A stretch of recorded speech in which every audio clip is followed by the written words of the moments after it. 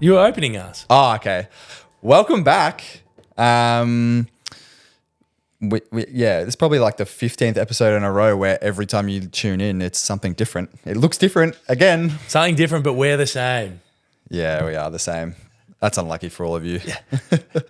Hopefully getting better. We're learning and growing. Lots of changes. Well, certainly better than our phones, I think. Yeah. Yeah. Well, we're testing new things. We've got the three suns in our face at the moment. Hoping you enjoy the studio setup. We certainly are. But we're testing ideas. We're building for the future. Yeah, big thanks to Josh at Controlled Chaos for helping us out today. You can find all his stuff in the description and the footnotes. Definitely check him out. You'll probably be seeing a lot more of all of us working together as we move forward. What are we doing today? And thank God you're not in a Western Sydney polo anymore. I'm sick of seeing it and hearing about it. And I'm actually wearing it underneath right now.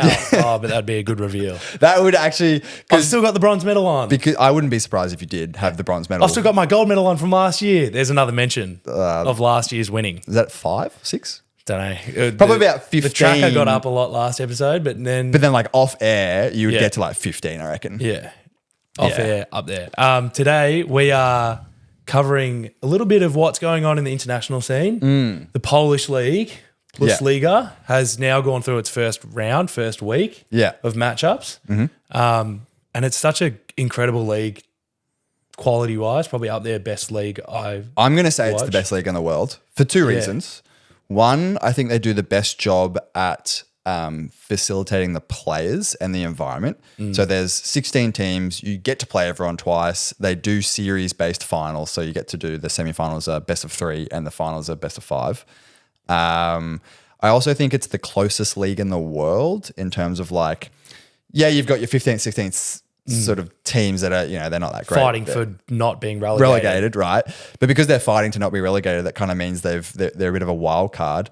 But I think 12 through first, every single year that I've watched it, which has only been like a year or two, but it's been real close. Like every year I'm just kind of like, you genuinely have no idea which of these teams is going to make it through. I really like the quality. The broadcast quality is really cool. There's a couple of nitty-gritty rules that are present in the league. We'll get into in a bit about maybe why it's so close. But a close second would be the Italian league, I think. Yeah. That's like wildly... This is for the men's. For the women's, I think it's definitely the Turkish league is the top of the world, and I think no one really argues with that. And then the second best league would be the Italian league again. So. Yeah. I mean, as someone, you have followed it a lot closer and longer than I have. I'm someone trying to involve myself more in international volleyball and track a lot more. The Polish league has been really interesting to me this year, seeing the transfers in and out, because they're the players you often recognise. Maybe they're the international players that are swapping that I am seeing, and it gives me those aspects that I see in other sports that I have followed in the past or follow a lot closer. Yeah, because there is a lot more of a transfer culture. Yeah. Teams swap in and out. Like we'll see a lot of the US players moving in and out. Yeah. Seeing them. And the Polish league, we can get into the first interesting restriction of the league is the teams must have 3 domestic players on court at all times. Yeah. And that's a good key word there. Domestic is the word because they've actually included, I don't know the specifics. I'm not going to go into too much because it's not super... or it is important, but it's not relevant at the moment.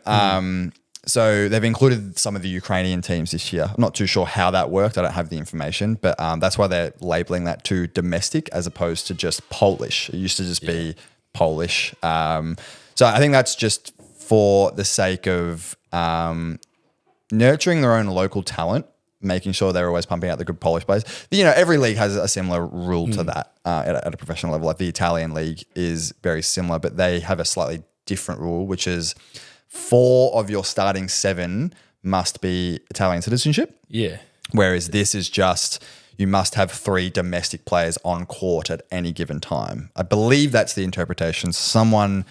Feel free to correct me if I'm wrong, but I'm pretty sure that's bang on. Yeah, because the Italian league, it's a lot more maybe manageable from the outset. You just have to have those as your starters, and then you can make a lot more rotations. But from what I'm seeing in the Polish league as well, you are really evaluating what players can be swapped out. It probably is a bit tougher for those people with bench roles because you are maybe only replacing one eligible player that you could get in there. Yeah. Because a few teams will have their international players as being a middle and a libero, because then if you swap them, you're not affecting your losing quota it, at yeah. all. But there's a couple teams there that will have both middles being Polish. So if you have a foreign libero, you have to have 2 Polish, an outside, opposite, or setter. Like 2 of those 3 have to be Polish. Most teams run domestic. with that. Some Yeah. teams will run with the libero as well, Yeah. and then they always get that third player being the libero. Yeah.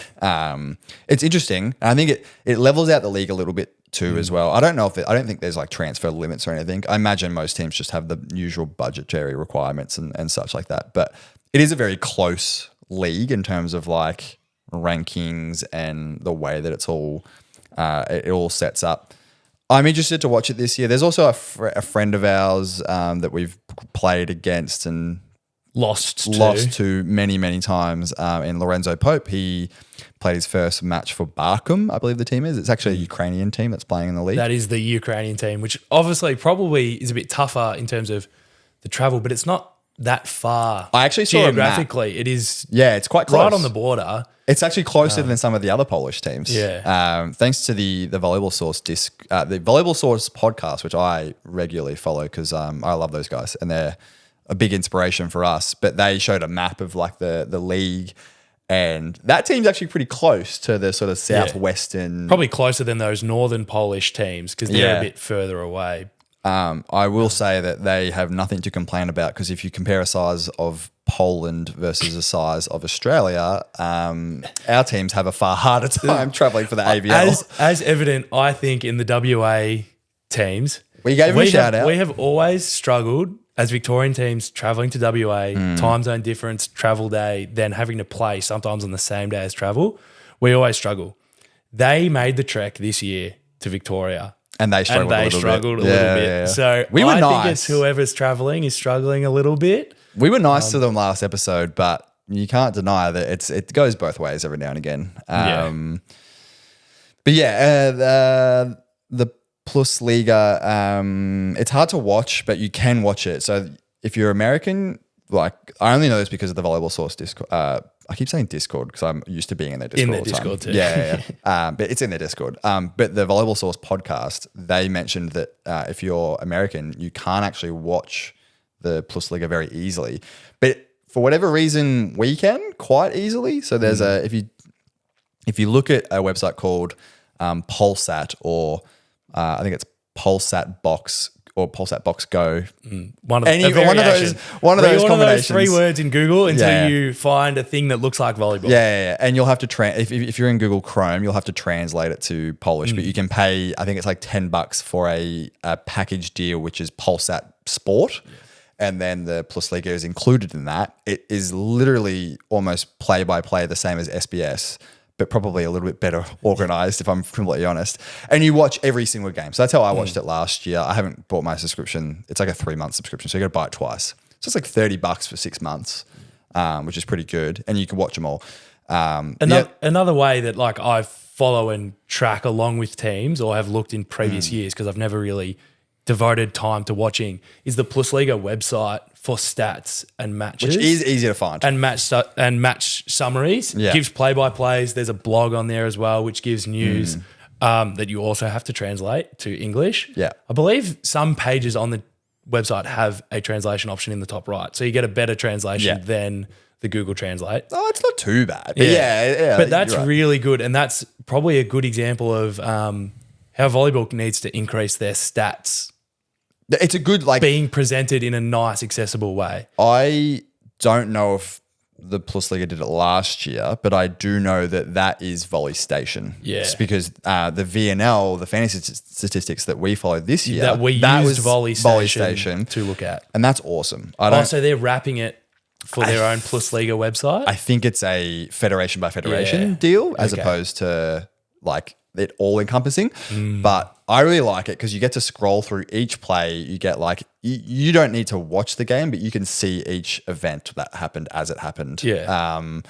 Which is cool for boring nerds like us. But yeah, I like it. And it means you don't have to like watch every game. And you can see better what point in games players come on. Yeah. Sort of those match statistics are very very good to read Yeah. in that way. So when Alex and I, again, we've got about 4 years until we have to do it. But when we do the Olympic gold medal matches breakdown, we're going to use the Volley Station stats and we're going to go through it and just sort of show some of the things that we're looking at and go, all right, this is what you're going to look out for those.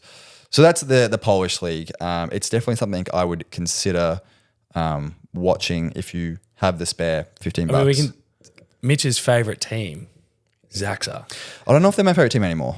Well, they lost. So They lost my favorite player. No. They lost my favorite player. Who's your favorite player? Alexander Slivka, who's fair now enough. But he's playing not there. for a Japanese team in the V League, which I still haven't found a way to watch, and I want to because there's some filthy teams in there.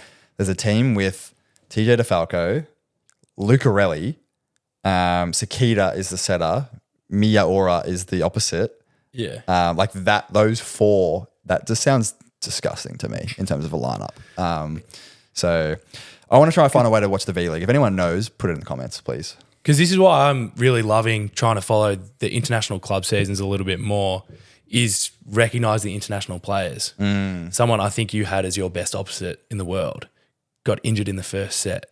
Did you have Kurek? He got an eye injury.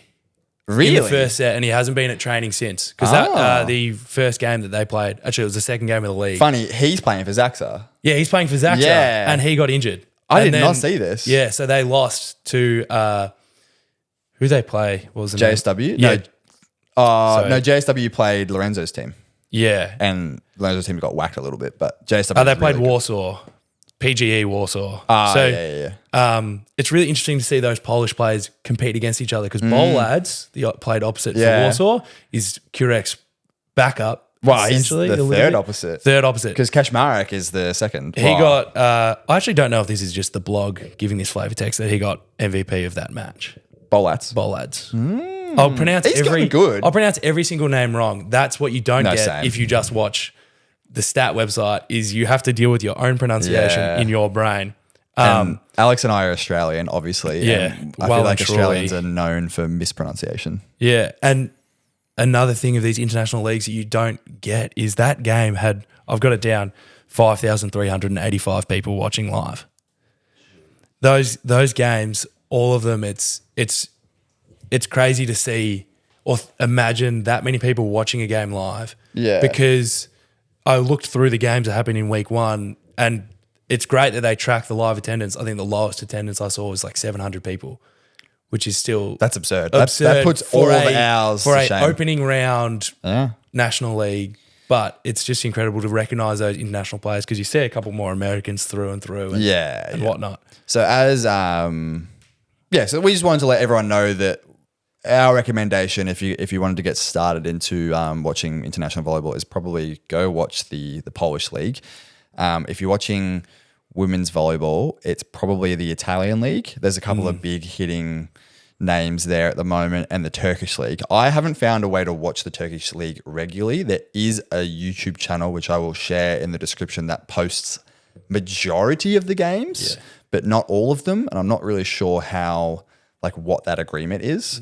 If anyone knows how to watch the Turkish league, whether it's like a broadcast network or anything. But after the Olympics, I'm really interested in seeing way more women's volleyball. Because those Turkish women were setting records with how hard they were hitting those balls. So, and they all still play domestically, I think, pretty much. A lot of them stars. do. Some of them are in the Italian league. Yeah.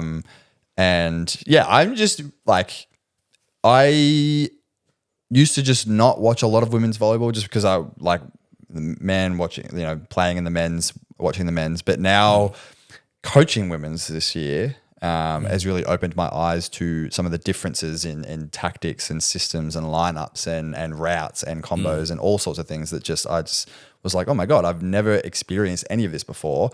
And also watching Melissa Vargas play is just awesome. Like, she's an incredibly awesome player to watch. And she's so young, I think, as well.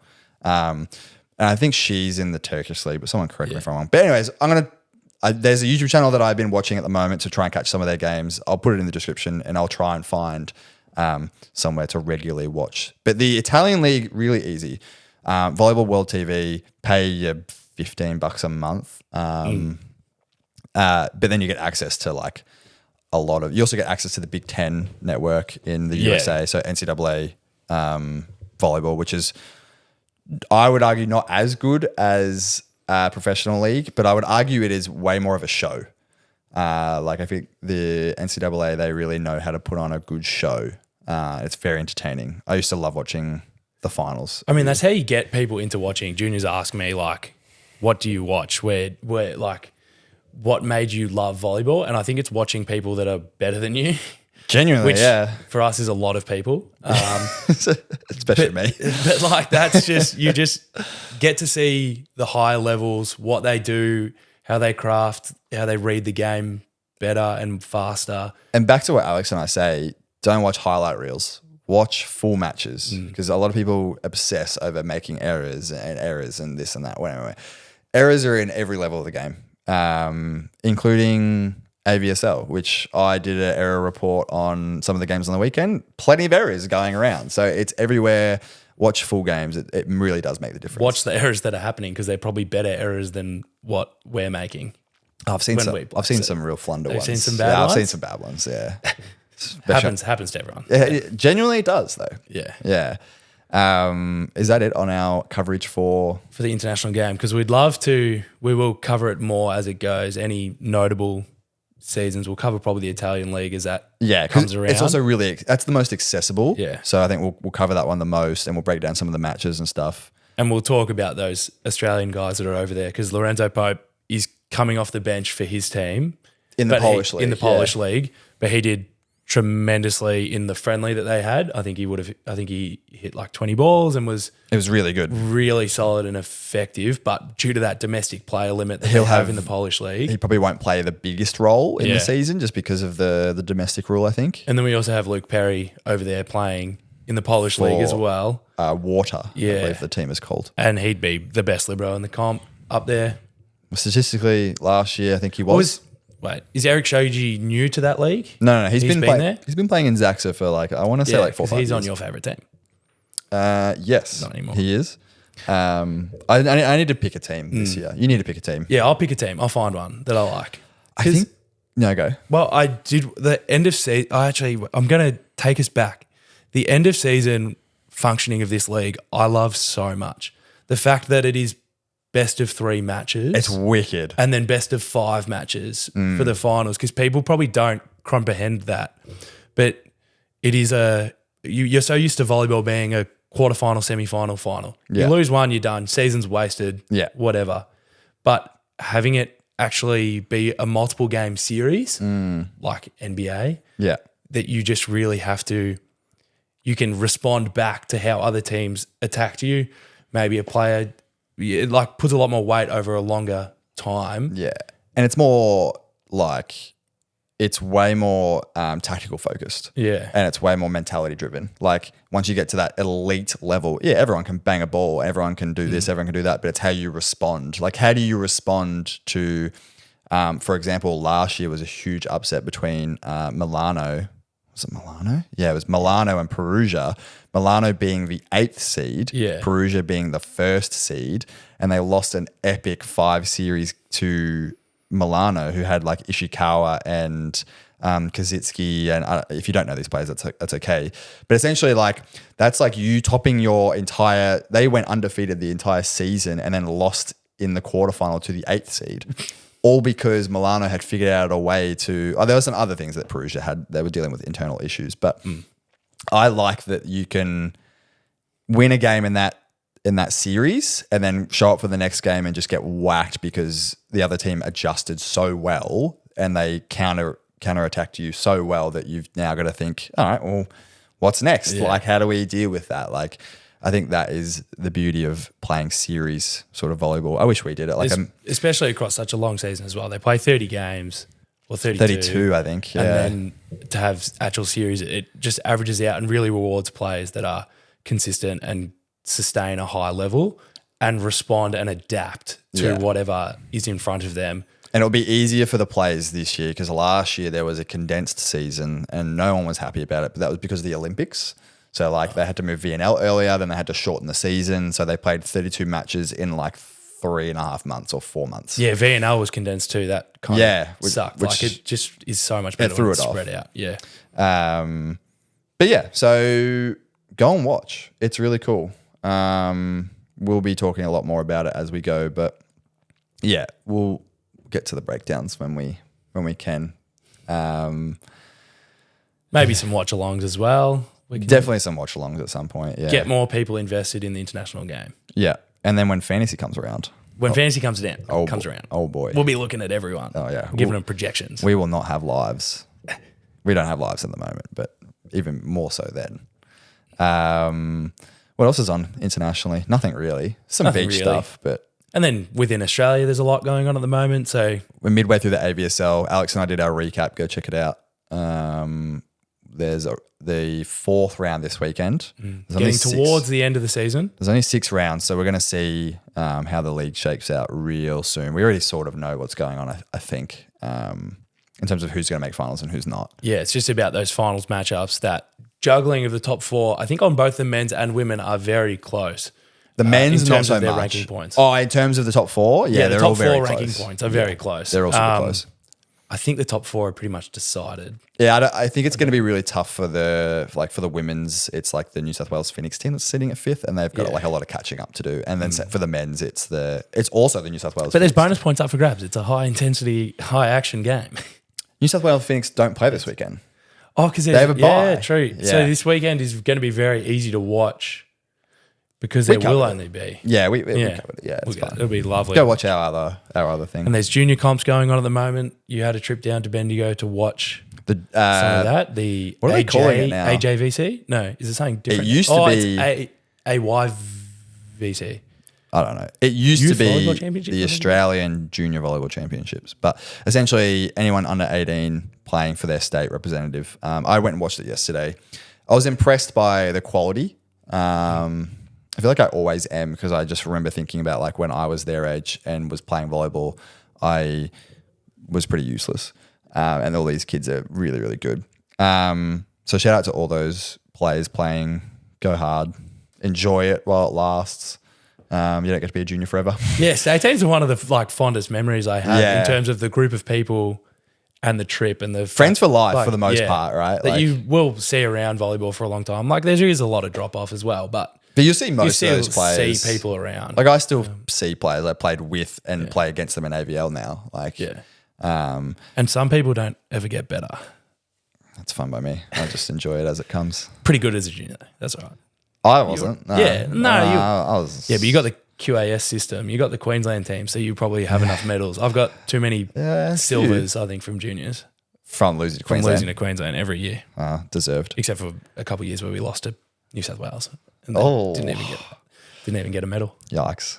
All right. It's a casual episode. We like these ones. The hair's down.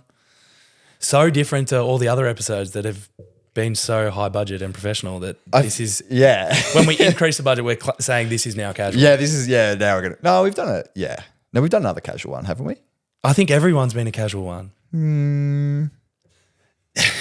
Yeah, I think you're right. Actually, yeah, I think you're right. Yeah. Don't- Until we eventually get to our Olympic gold medal match breakdown. Oh, that's gonna be professional. That's going to be professional. Yeah. Okay. It'll be like we were there. And it'll be 6 like months 3.5 later. years from now. Yeah.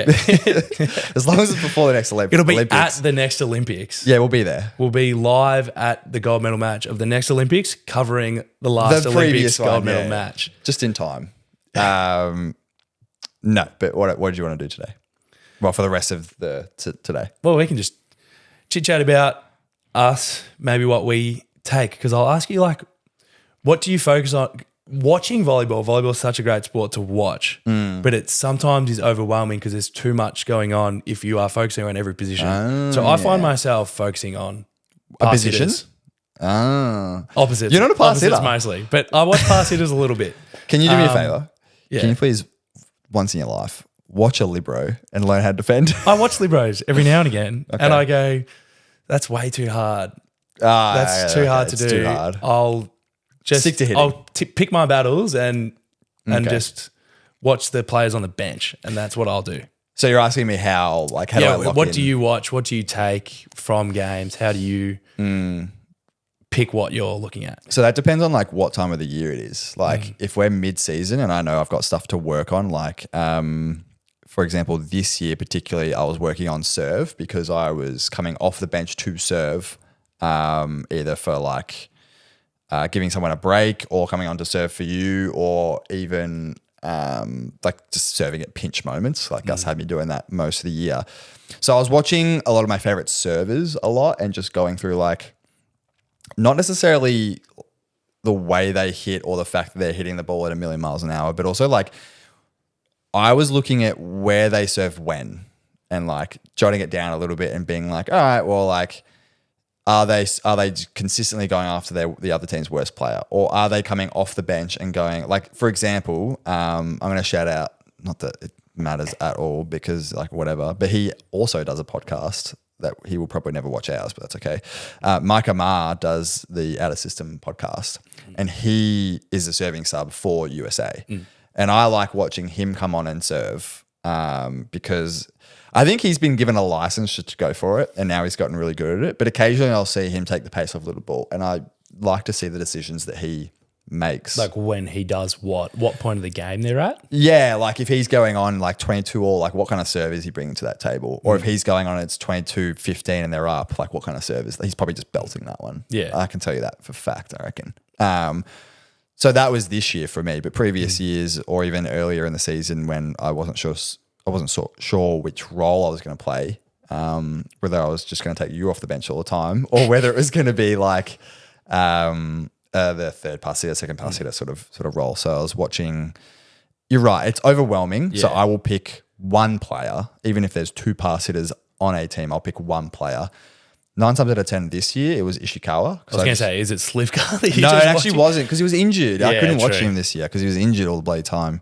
Something like he clipped the net and broke his wrist or finger or something. I'm not too sure. Volleyball's a violent sport. I saw the clip, but like he just like shook it off and then it cut away. Like you didn't see what had, yeah. So I watched Ishikawa a lot this year and I was watching like how he goes through the three rotations in backcourt, like what defensive positions does he go into, and trying to just watch one player because watching both pass hitters is overwhelming for me. And then trying to focus on like one skill. Yeah. So if I'm watching the backcourt pass hitter, I'm probably only watching their serve reception, maybe a little bit of defense, because if I'm trying to take in too much, it's too much to take in or take notes on.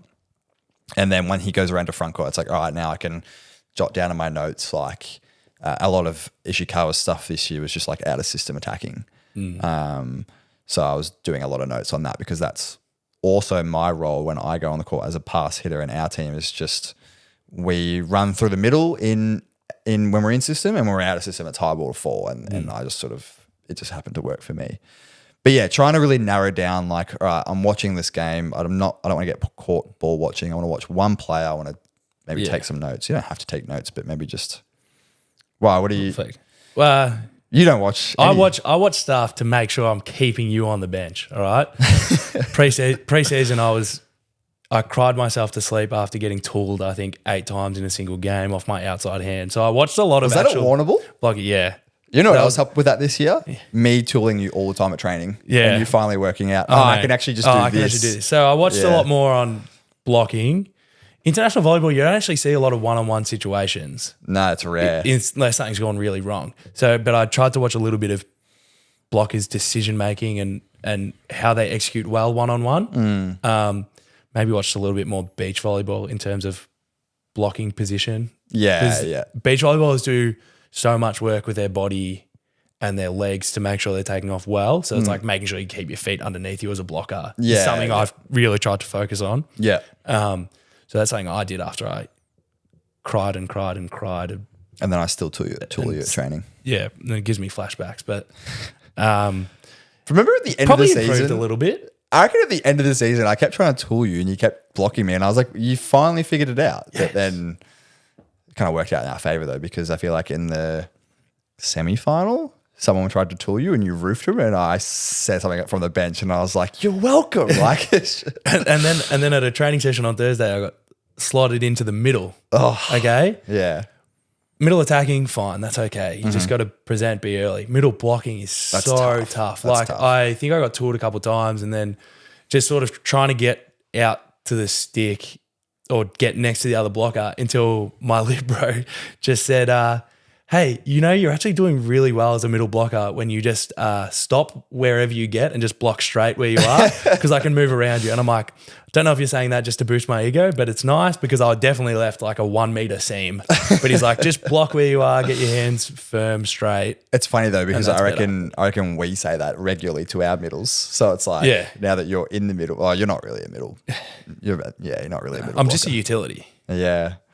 Well, when you only get the 10 team rosters in AVSL, like you sort of need a few players that can be bad at everything. Yeah. Well, that's why I'm not playing. As a utility. I'm not even playing because I'm bad at everything. That's a good one. Like, I think you can definitely learn a lot from watching volleyball, but you have to apply it appropriately. Like, I feel like you can't be watching players like, I don't know, I'm probably going to throw him under the bus and say like Nishida, who just blasts 1,000,000 miles an hour at every ball. And I think like that works for him and his play style and the teams that he's a part of, but that's probably not going to work for everyone. Yeah. Especially like no one Nishida's level is listening to this podcast, I think. They're not looking for our advice, our pointers on I don't reckon. How to improve their passing. You know what? Maybe that is the right way to go. Maybe just see ball and hit it as hard as you can. Probably only going to get 6 months until your shoulder blows out though, without Nishida level. Gone. I tell you what, I trained for the first time last night in a long time, and my shoulder's real sore, and I have to play all weekend in Bendigo. Did you trigger point ball? No, I don't think I've ever touched a trigger point. Well, you should. No, it doesn't work for me. They're tremendous. I would know because I haven't tried it. I just get the massage cut out. I'll be right. Yeah. Deep heat. I'll get Gersh to hit all the balls this weekend. Need to buy the Normatec arm. The arm accessory. sleeves. Yeah. We've got the legs. So silly. Wow, we don't have the legs. One of our teammates has the leg extension, like the Normatec compression boots, and he hasn't therefore the whole team pre-finals. He's been away. He's in the US. Yeah, fair enough. Yeah. God, I wish I had my own set of Normatecs. I just would sit in them all the time. It would probably then be unhealthy. Yeah. No, yeah, it would be. So. Yeah. Because there's you offhand, I don't think we mentioned the club championships is coming up. This weekend, will have happened. It would have happened by the time you guys listen to this. But so the next episode, I'll either be really happy or I'll be really grumpy. Hopefully really happy because you've slot yourself into a very strong team. Yeah, it's another team that I will just sit on the bench for, and I'm happy to do that. And I'm just the vibes guy from the bench. So I'm playing with the Heidelberg guys. They invited me last year as well, just because I'm friends with those guys and they're really fun to play with. And it's fun because it's a different volleyball. It's for those who don't know, they have like a Punjabi club and they play within their club, and they've come to Australia and they've integrated into the Heidelberg club, and they play a very, very different brand of volleyball. It's very combos, everything is tight to the net, everything's really fast. Which, tell you what, that actually works far better for me because I'm not a big player. So if it's tight to the net, I can hit around blocks. And hey, you're big compared to some of those guys. You're tall. You'd be up there in terms of the pass hitter height.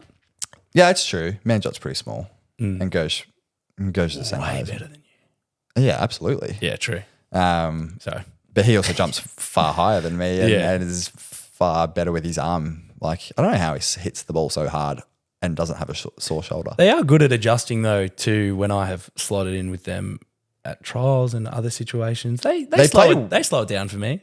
Yeah, because they know you're slow. So I'm playing with them this weekend, and they're fun to play with. And we won last year. Had a really good tournament. I think I played the worst game of volleyball of my life on the grand final though. I was also really sick. I was as usual. In grand finals. For whatever reason, I was sick the whole tournament, but I was taking like really heavy cold and flu and some painkillers and managed to just push through. You've got to get in a bubble probably 2 weeks before every grand final for forever now. I had something really big before playing and I was just exhausted last year. I don't remember what, and I kept going to like trainings and stuff, and I just kept getting more and more fatigued and then ended up being sick naturally. But this year where this whole house just got smacked with the flu right before the grand final. But you know what? If Volleyball Victoria ever employ a grand final series, then it doesn't matter because I can just come back in the next week. Well, you'll be sick for the whole week probably. And no, but then like if we had to like a best of 5 yeah, series, then like the next week I'll just come back and play. And then you'd be sick every second game. Nah, wrong. Miss them all probably. It's all right. There's plenty of painkillers for me for the last 3 rounds or so. All right, let's wrap it up, I reckon. Yeah. Yeah. Yeah. That's a good little intro to what we want to be covering more about international volleyball and Yeah. And what's coming up. We still have, I keep saying this, I think I've said this for the last 4 episodes, but like there is 15 to 25 shorts sitting on my phone that haven't been posted just because I need to edit them a little bit. And I've just been getting flogged at work. So they'll be coming out nice and shortly. There's some player interviews, some really good player interviews. We did a really good interview with notably like Eliza Carly-Hines about her serving advice and stuff like that.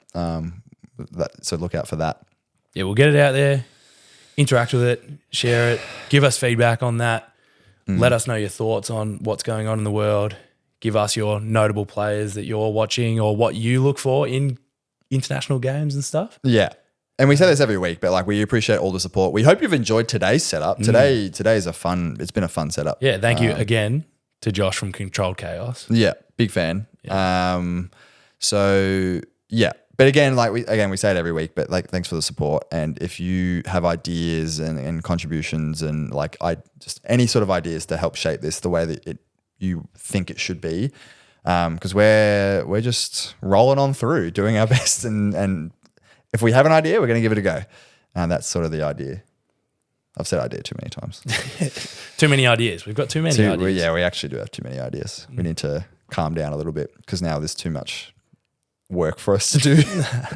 So, all right. Thank you very much for listening. Thank you.